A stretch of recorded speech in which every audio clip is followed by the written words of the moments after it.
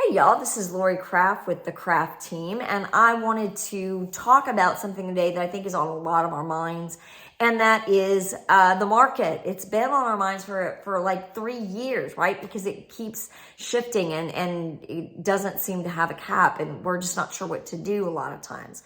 And there's a lot of fear mongering out there too.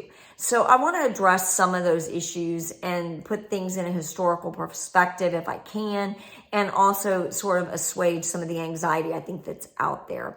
First of all, we are hitting November, and it is an election year, and not just any election year. This is a very paramount election year. We have a lot of anxiety, both with the markets, and by those I mean the big markets, with inflation on the rise. We have a war going on that we are, however you want to call it, we're technically a war by proxy. So we have a lot of things happening right now that do bring a lot of anxiety into that consumer marketplace. So it affects housing. There's just no way around it. And I think when people start talking about recession, which is that dirty word nobody wants to bring up, but is on everyone's mind. And good night, the Feds even said we are likely heading for a recession, whether it's a long, severe recession or a short, mild recession is anybody's guess at this point, but there is a strong indication that is where we're going. And we start talking about that, then buyers and sellers get nervous, and with good reason. You don't want to be out of a job and not be able to afford your mortgage payments. So let's talk about that a little bit. What happens to housing in a recession? Well, I think for most of us that are younger Gen Xers or older Gen Xers or millennials, you remember 2009 and 2008 and the housing crash that came with those years and that major recession. Good night. I remember thinking we're never getting out of this recession and questioning whether or not we were actually in a recession, or, truth be told, were we actually at the verge of a depression? So it was a very scary time for most Americans. And housing was a driver in it. Let's face it.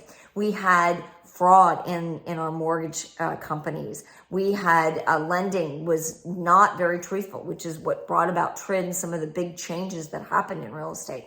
Because we had people that were given loans under the assumption that the lender would not lend them money if they were not able to afford that note. And then they got into their house and there was some factoring, if you will, by lenders that made it look like they could afford more house than they really could. And then they defaulted on their loans. And then these lenders were stuck with homes that they had to then turn around and sell. And it became kind of a big kerfluffle and resulted in a further problem that probably if housing hadn't collapsed, our recession wouldn't have lasted as long as it did or been as severe as it was. This is a different type of recession. We don't have that kind of experience right now. And if you look historically at recessions, home values actually increase in most recessions. I don't have a good explanation for that because I'm not an economist, but I will say historically that is indeed what happens. The other thing that happens is that mortgage rates tend to drop during recession. Now, I don't know if that's going to be true here, simply because our feds are trying desperately to curb inflation, and the one trick they have in their hat is to raise those interest rates to hopefully slow the flow of money in the marketplace, and that will in turn bring down inflation. Jury's out as to whether that's working. I mean, we've got a lot of argument as to whether that's being effective or not. So we don't know. Their mortgage rates may continue to rise through the spring and maybe well into 2023. We don't know. So the logical conclusion, which you kind of think as a consumer, is you think, wow, if rates are rising, then home prices are going to have to come down to accommodate it. Well, that's not happening. I can tell you that's just not happening. What we may see in 2023 and what most economists are suggesting is that we will see a flattening of it. I do think it's going to be area specific though. Fannie Mae and some of the other big houses are suggesting that there will be a drop in home prices. Most of your real estate sites are not suggesting it. And it's not necessarily because realtors all want prices to go up, because we all have buyers too, and we want our buyers to be able to get in the house. it is more that we have real-time influence on what's going on in the marketplace. So we sometimes are able to kind of predict that with a little bit more accuracy, but not necessarily. So, I mean, let's face it, it's all kind of crystal ball magic at the end of the day. So we do look at that. And when you look at all of those suggestions for the predictions for 2023, we are seeing about a 2% rise in value. Again, I think it's area specific, and you have to look at where you're at. If you're in California, you may see a drop because California does this and then does this. Florida does this and does this. You see the same thing in Nevada. New York is a little bit more like this. Texas is also more like this, but Austin kind of does like that. So it's area specific. You need to kind of look at that to see what exactly is happening in your area or even specifically your region. So I would ask a very knowledgeable realtor about that, about what they think is going to happen. And I promise you the response you're going to get is the response I'm giving my people, which is if I had that kind of knowledge set, I'd be playing the horses and I'd be winning. And I wouldn't be selling real estate anymore. But I can give you a baseline. And I can tell you historically, home prices do not fall in a recession. They actually rise. So what does that mean for our sellers and our buyers out there? Well, if you're a buyer, you want to make the best offer you can. And I think we have seen some inventory increase. If you look year over year, we are right now at about a 30% increase in inventory over 2021. Which sounds fantastic. And for my buyers, it's kind of a relief because actually I don't have 0 houses or 1 house that 20 people are putting in an offer in. I swear in the spring, it was anything under the 400 mark, I would get between 30 and 40 offers, just like that. Even if the house wasn't that great, because there was nothing to choose from. 2021 was worse. 58 offers on a house was average. So, at least for me. So, that's kind of gone away. So now you might have one good offer, Mr. Seller, and for Mr. Buyer, you might have to put in a solid offer, but it doesn't necessarily need to be way over list, and you're not having to compete with so many people, which is awesome. So you do have some advantages. But is it no longer a seller's market? Absolutely not. It's still a very strong seller's market. We are in Houston seeing 2 to 3 months of inventory on market right now.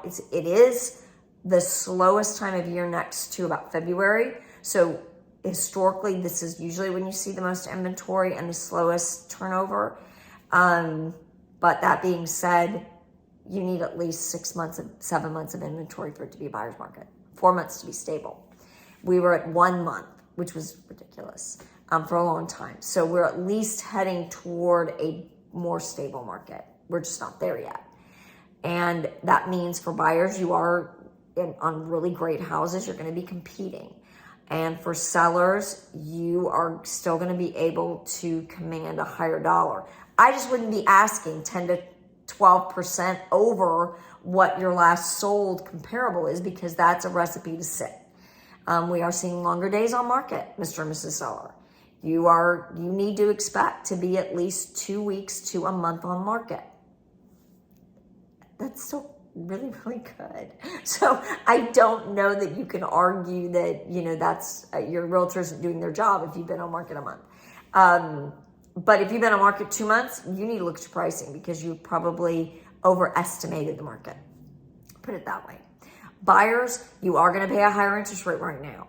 So look to see what kinds of things you can do to bring that rate down so that you can afford more house. Or can you buy down the rate? Maybe the seller would be willing to buy down your rate. That's just a thought. Throw that out there to them.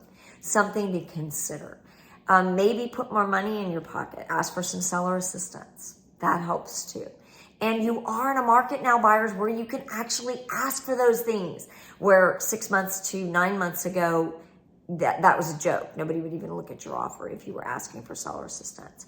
Your FHA guy, your VA guy, they're finally back in the game. That's awesome. I love that. So it's a good thing. So should you not sell your house now? Absolutely not. If you want to sell your house now, it's a great time to sell. There are buyers out there, and they will pay you what your house is worth. Buyers, is it a time to wait and sit back and see what happens in the spring? You could, but it's a big gamble.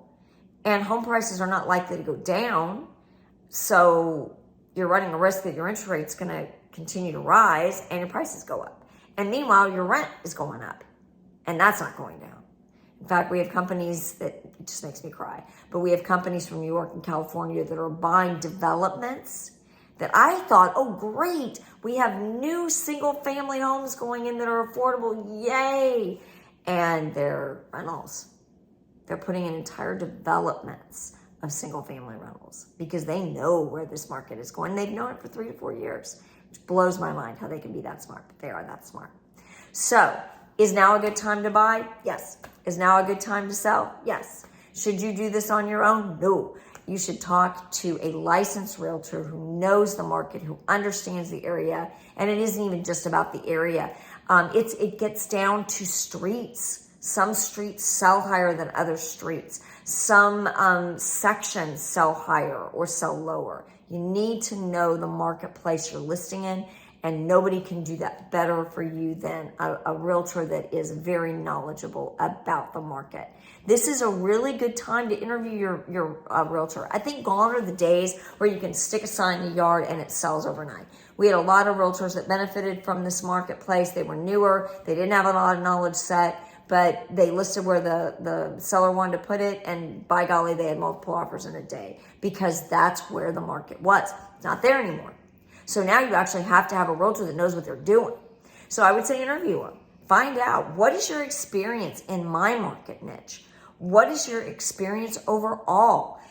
Do you have members of a team that can help you if, I need somebody to come in and see this house and you're not available? Are you working for a big franchise? How does that benefit me or hurt me? Are you working for a boutique firm? Same question. Ask the hard questions and they should be able to answer them. This is Lori Craft for the Craft Team, hoping you will craft your new beginning with us. Give us a call here at the Craft Team, 281-630-9935, and we would love to help you craft your new beginning.